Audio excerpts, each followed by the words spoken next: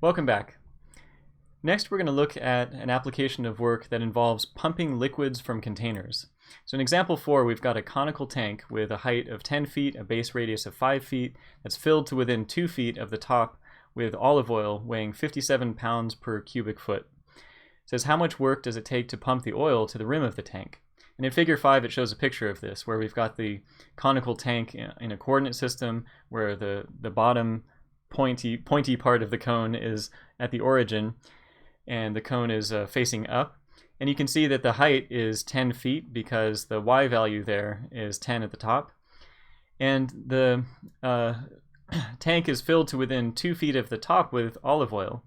So that's why the top of the olive oil is there at y equals 8, because that's 2 feet from the top, which is 10, y equals 10. And the base radius is 5, so the distance from the center of the top of the tank out to the side is 5 feet.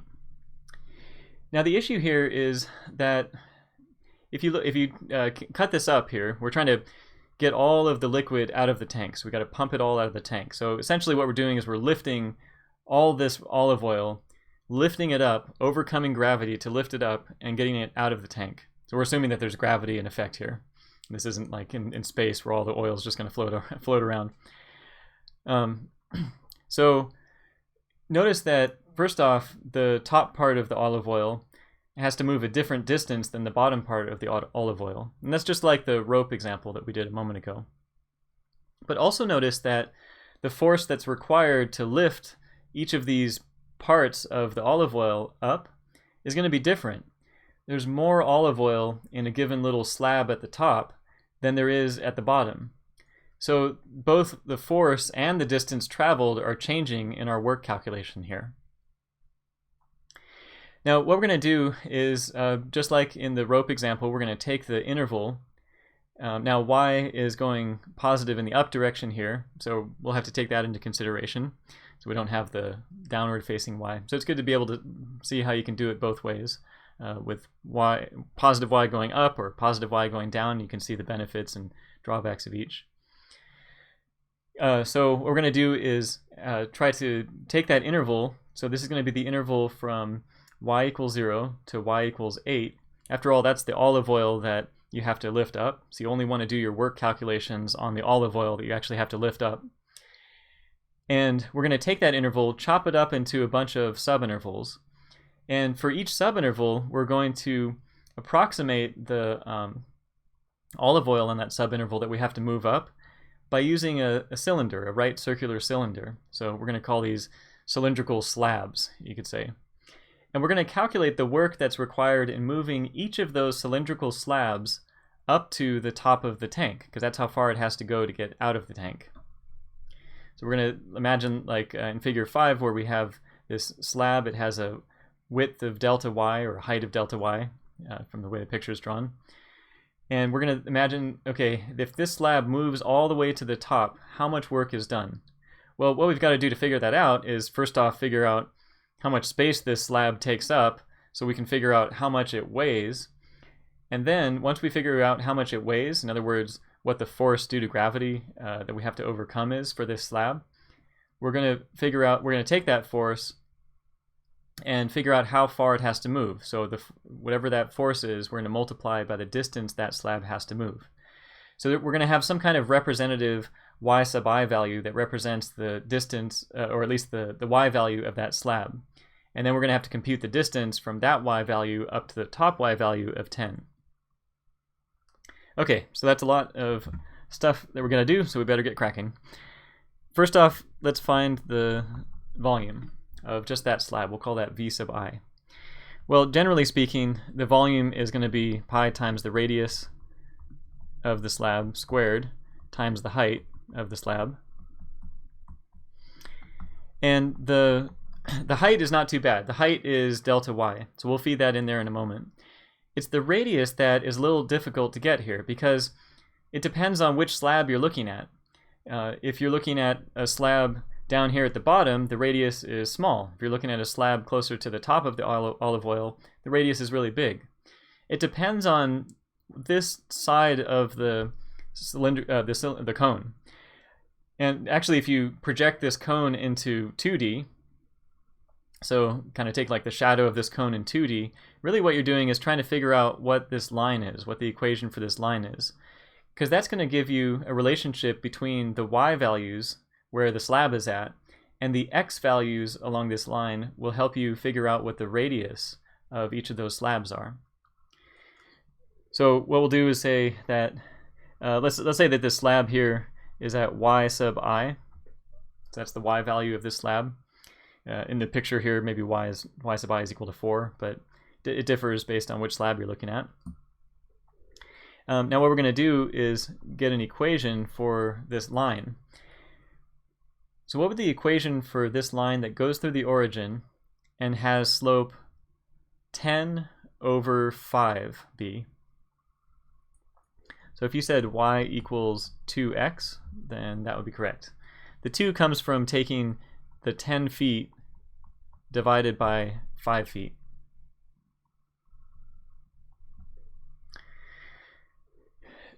Now that's great, and this actually gives you, you can replace y with y sub I if you want to, and that's great, but what we really want to figure out the radius is the x value. The x value will give you that horizontal distance from the y-axis out to the line. So we can solve this for x. We can say x equals y over 2. So if our y value is y sub I, then the radius here, given by the x value, is going to be y sub I over 2. So that's what our radius will be for each slab. The height, again, we mentioned was delta y. So if we simplify this a little bit, we've got pi over 4, y sub I squared, delta y, and let me just write the units in here. So we took a radius in feet and we squared it, so that's square feet, times height, which is also in feet, so that's going to be cubic feet altogether. Which is great because we're talking about volume, so we want cubic feet here. Now let's move on to the force that's required to lift up the slab. We'll call that F sub I. So the force that's required to lift up the slab is we can calculate by taking the number of pounds per cubic foot of this slab, that's the weight density, you could call it, and multiplying that by the number of cubic feet that slab takes up.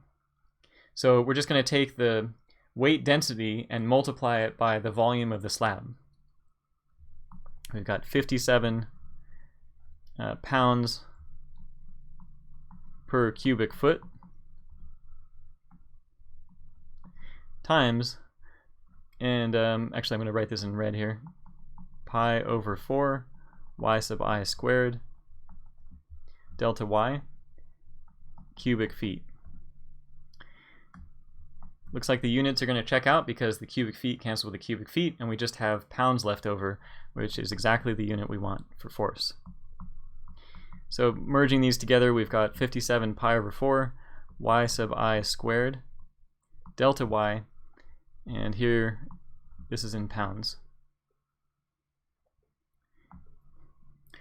All right. So this one is representing the force to lift the slab, which is also its weight. There. All right, so let's take a look at the work now that's done in lifting that slab all the way up to the top. So we know how heavy the slab is, we know how much force we have to apply to lift it up to the top. So we'll take that force and multiply it by the distance to the top, the distance we have to move to get to the top.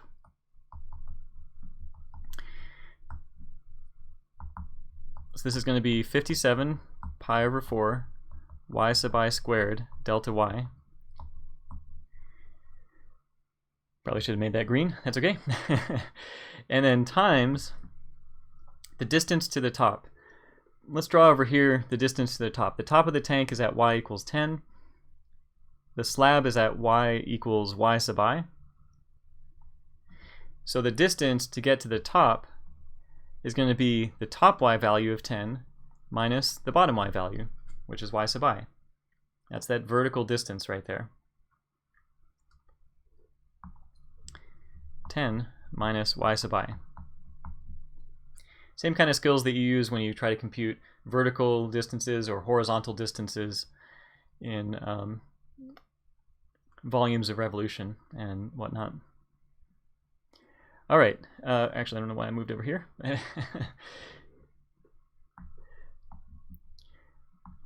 So now we can say that the work done will be the limit as n approaches infinity of the sum of the little works.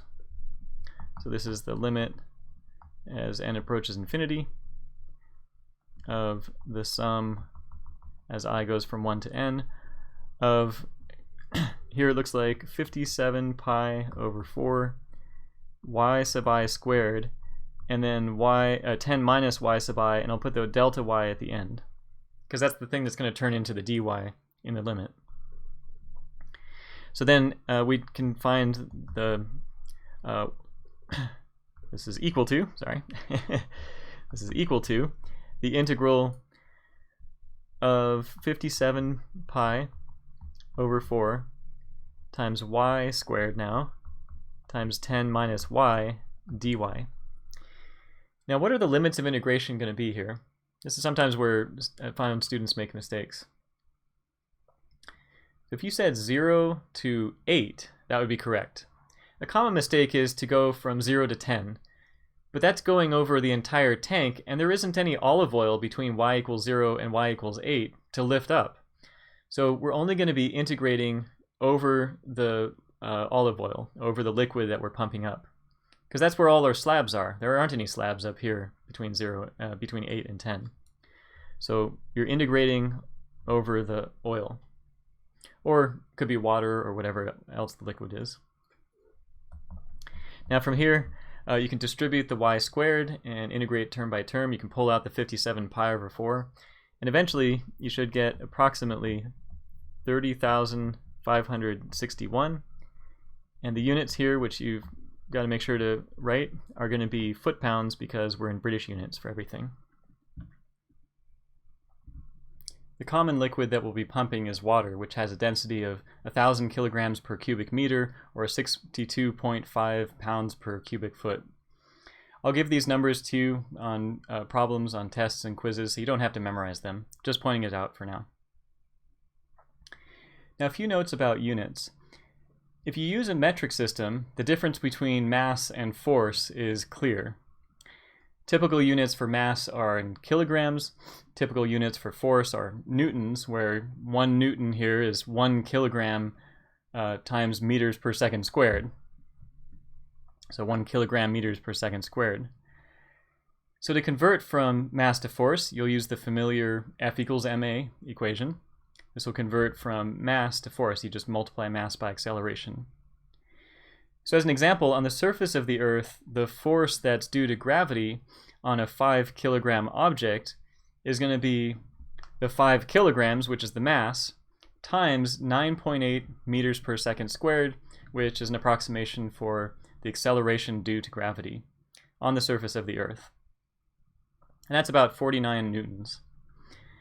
So a 5 kilogram object, we would say, weighs 49 newtons. But with British units, it's a little confusing. Pounds could mean mass, pounds of mass, or pounds of force. Now you could use the lbm to represent pounds of mass, and the lbf to represent pounds of force, but a lot of times lb is just by itself, lb, and you're not really sure if you're talking about mass or force. On the surface of the Earth, a 1 pound of mass object weighs approximately 1 pound of force. But on the Moon, a 1 pound of mass object weighs approximately 0.165 pounds of force. So totally different. Same mass, but different weights, just because of the gravitational pull of the Moon is less. So remember that mass doesn't depend on gravity, whereas weight does because it's a force due to gravity. So in these notes, and in the examples from the book, pounds means force. So you can assume that this means pounds of force. So as an example, 49 newtons is approximately 11.02 pounds. Can't wait to switch to metric? Me too. Thanks for watching, and see you next time.